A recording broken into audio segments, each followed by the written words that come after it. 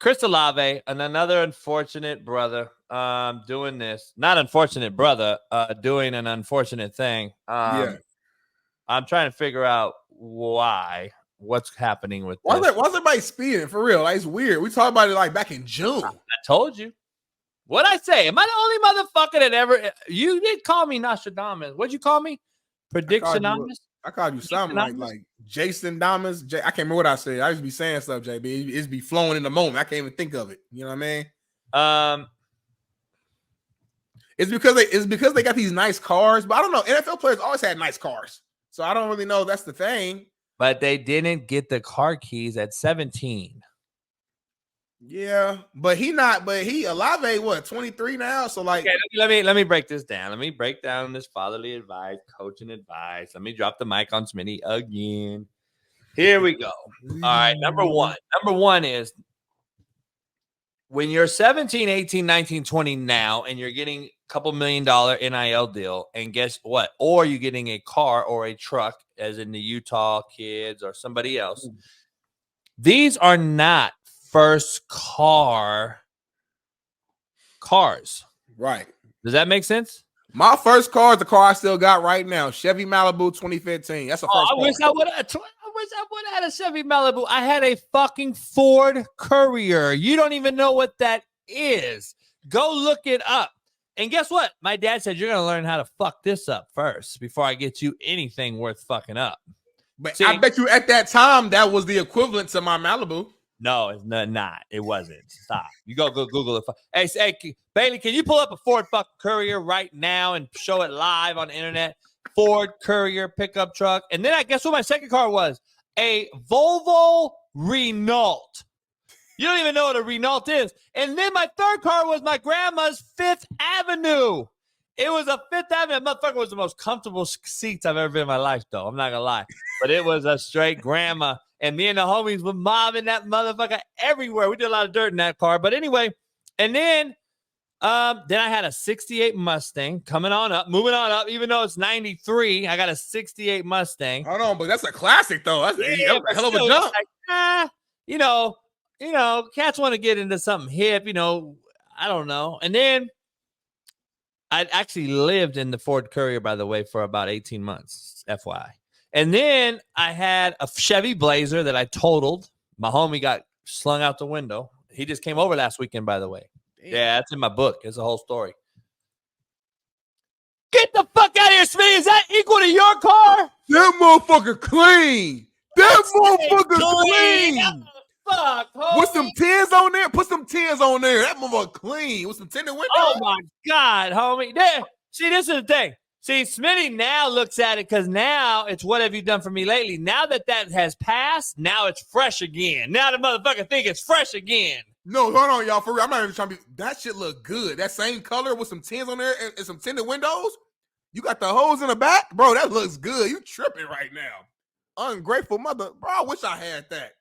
I got a Chevy 2015 Malibu that I got myself. Then I had to go there with a ghost credit score and hustle and talk my talk for them to allow me to get a fucking loan from Ball State Federal Credit Union. I used my federal grant money to get my first car, which is still my same car that's paid off right now. Thank God. No car payment. It's my first and only car I've ever had. You didn't have 8 damn cars, Mustangs, the Courier. Come on, man. I paid off 13 on my life. Paid off 13 cars. I've had 20 plus. All right, big money. Right. Let me break this down. Let me go back to my Olave deal. So when we got a Ford Courier like that, and it was a shitbird, we called it a hoopty, right? Back in our day, we called them a hoopty. Yeah. So we was in a hoopty, and we learned to respect that hoopty because we'll never get out of that hoopty and get a better car. Nowadays, you're giving Chris Olave, Jalen Carter, my man Suggs in Vegas.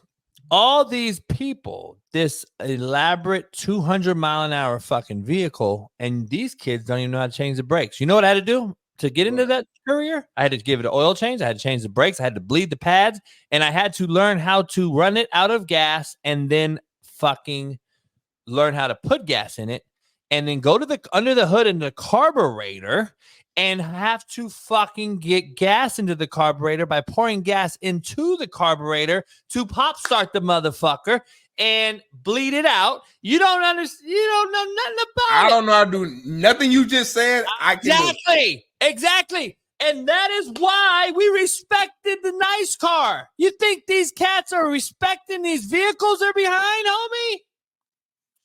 Everybody can't be an expert with that car, though, JB. It ain't about an expert. It ain't about an expert. It's about respecting what's you're in behind so that you don't kill a motherfucker, homie.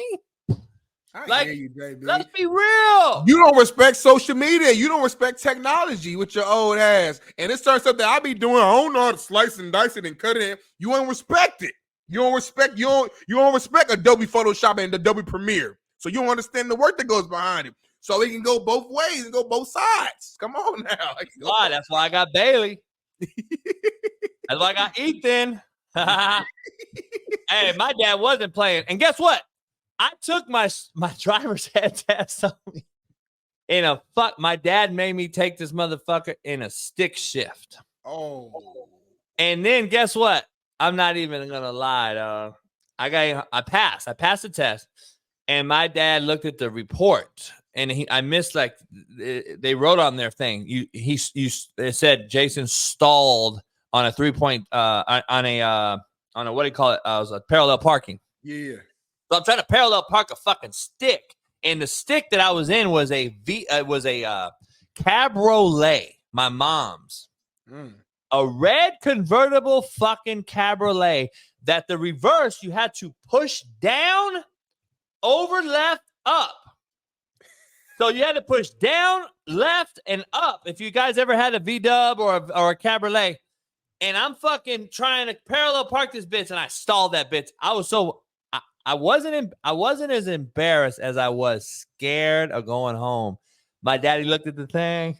This motherfucker must have motherfucked me, homie. He's like, you been driving my damn truck. Because my dad was a truck driver and a diesel mechanic. And he taught me how to drive a fucking diesel, dog, at 11 years old. So I'm driving an 18 fucking gear diesel truck at 11 on a box, on a crate. And I'm sitting there learning how to drive a diesel with my dad and my grandpa, my dad's dad, who's a straight up just eating oysters with no teeth, right? That type of motherfucker.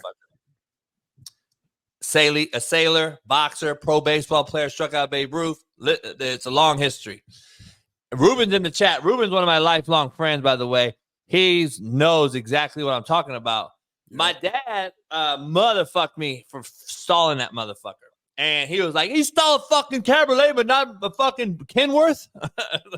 I'm like, nah. So I never remember. And I'm just sitting there taking it like, fuck, I stalled the motherfucker. I passed. But guess what? If I would have said I passed, I would have got my ass whooped. Right. But I passed, though. Now, that's something that my generation would have said. I admit that. I admit that. Nowadays, y'all, I passed, though. Yeah.